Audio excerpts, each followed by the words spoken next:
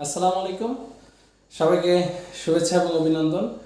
আজকে কথা বলবো আমার মাস্টার্সের থিসিস। জানেন যে মাস্টার্স অফ সায়েন্স যে কোনো মানুষের ক্ষেত্রে বা আমাদের দেশের প্রেক্ষাপটে সর্বোচ্চ হায়ার ডিগ্রি আর কি। তো আলহামদুলিল্লাহ এটা 2023 সালে একটা বাংলাদেশ এগ্রিকালচার ইউনিভার্সিটির কনভোকেশনের মাধ্যমে পেয়েছি। এবং আমার এই যে থিসিস পেপার, এই থিসিস পেপারটা হচ্ছে থিসিস টাইটেল ছিল soil water transmission behaviour and yield of wheat under different tillage intensities. তো এই ডিগ্রিটা নিতে যে রিসার্চ কাজটা করা হয়েছে সেটা আমি একটু সংক্ষেপে আপনার বলতে চাই। সেটা হচ্ছে যে গমের উপর গবেষণাটা ছিল মূলত সয়েল ট্রান্সমিশন বিহেভিয়ার, মানে একটু বাংলায় বলি যদি যে মাটিতে পানি প্রবেশের যে একটা রেট নির্ণয় করা গমের জমির ক্ষেত্রে।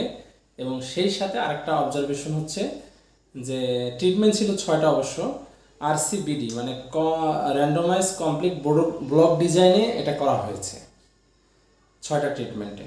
তাহলে ট্রিটমেন্ট 1 ছিল হচ্ছে 1, 2, 3, এগুলো ছিল 3 পাসিং, ম্যানুয়াল দেওয়া ছিল না। আর 4, 5, 6 হচ্ছে সেটা 1 পাসিং, 2 পাসিং, 3 পাসিংয়ের সাথে ম্যানুয়াল অ্যাপ্লিকেশন করা হয়েছে।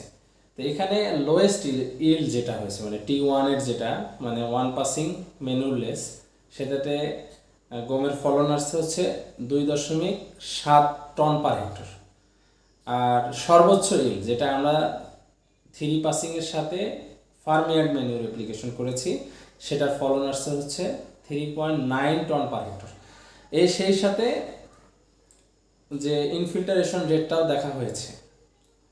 তো এটা একটা আমার জীবনের স্মরণীয় একটা মুহূর্ত।